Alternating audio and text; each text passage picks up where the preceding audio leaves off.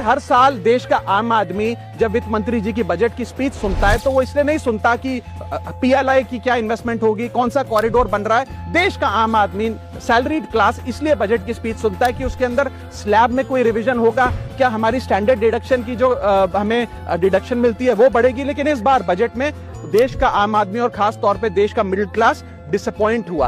पहले ही there has been a stagnation in the salaries. Inflation 6.8% पे खड़ा है, लेकिन उसके बावजूद हमने इस बार कोई स्लैब में या स्टैंडर्ड डिडक्शन में चेंज नहीं देखा। मैं आपके माध्यम से वित्त मंत्री जी को रिक्वेस्ट करना चाहूंगा कि आप इसी बजट में अनाउंसमेंट करें कि स्टैंडर्ड डिडक्शन जो 75,000 रुपए है उसे बढ़ाकर सैलरीड क्लास के लिए 1.5 लाख रुपए किया जाए।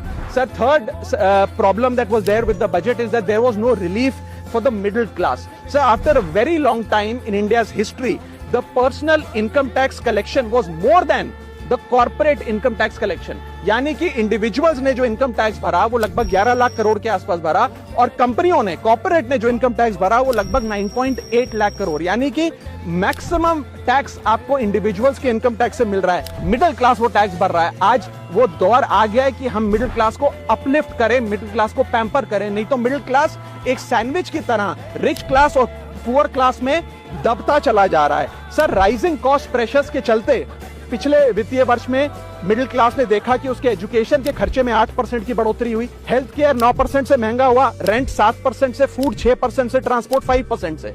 मेरा रिक्वेस्ट ये है माननीय फाइनेंस मिनिस्टर से कि वो इनकम टैक्स में रियायत देकर या तो मिडिल क्लास को कोई रिलीफ दें, और अगर इनकम टैक्स में रियायत नहीं दे सकती हैं तो उसकी सेविंग्स और इन्वेस्टमेंट्स पे उसको बेनिफिट दें, उसे इंसेंटिव्स दें कि वो ज्यादा बचत करे, ज्यादा वेल्थ क्रिएशन कर पाए। सर,